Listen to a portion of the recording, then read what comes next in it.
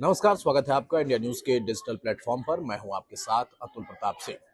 Cyber city Gurugram, जो कि कहा जाता है कि पूरे दुनिया में उसकी अपनी ख्याति है, मुकाम है, पहचान है, लेकिन उसी गुरुग्राम को, उसी साइबर सिटी को शर्मसार करने का काम अगर कोई करे तो सवाल उठता है कि आखिर जो पुलिस महकमा है उसका खौफ कहाँ है। और सवाल सिर्फ पुलिस महकमे पर नहीं है, सामाजिक ताने बाने पर भी है।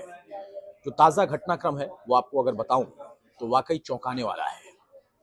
सारे होम सोसाइटी और अपने आप में बहुचर्चित सोसाइटी है। एलीट वर्ग के लोग वहां पर रहते हैं। अच्छा खासा मेंटेनेंस वसूला जाता है। यानी कुल मिलाकर कह सकते हैं कि एक समृद्ध सोसाइटी। लेकिन वहां पर एक महिला को अकेला देखकर वहां के एक सिक्योरिटी गार्ड ने जो हरकत की, वो एक बार फिर से ना सिर्फ महकमे के ऊपर, यानी जो कानून व्यवस्था को संभालने वाले लोग हैं उनके ऊपर, या उस महकमे के खौफ के ऊपर, और उसके बाद सबसे अहम कि सामाजिक ताने बाने के ऊपर सवाल खड़ा कर चुकी है। इस घटना में महिला जख्मी है क्योंकि उनके साथ दुष्कर्म करने का प्रयास किया गया। जब आरोपी इसमें सफल नहीं रहा तो उसने महिला पर जानलेवा हमला कर दिया। बकायदा जब महिला ने इसका विरोध किया तो पेचकस से महिला के ऊपर कई वार कर दिए गए। आनन फानन में लोगों तक भी इसकी जानकारी पहुंची तो न सिर्फ धर दबोचा गया वो व्यक्ति, वो आरोपी जो कि वहां का सिक्योरिटी गार्ड था, बल्कि उसके साथ साथ महिला को तुरंत अस्पताल में भर्ती कराया गया।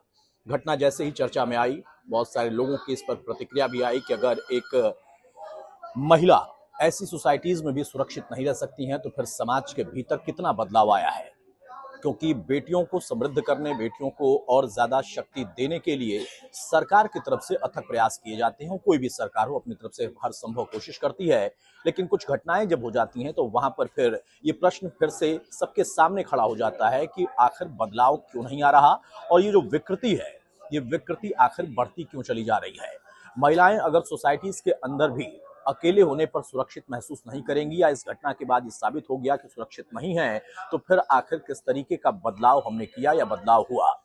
इस घटना के बाद एक बार फिर से चर्चा तेज हुई, लेकिन सवाल गंभीर खड़ा हुआ है पुलिस महकमे के सामने भी, प्रशासन के सामने भी और समाज के सामने भी कि अब अपने घर की महिलाओं को, बेटियों को हम कैसे सुरक्षित कर पाएं, क्योंकि ऐसी विकृत मानसिकता के लोग आपके इर्द गिर्द कहां पर मौजूद हैं इसके बारे में शायद आपको आभास भी ना होता हो।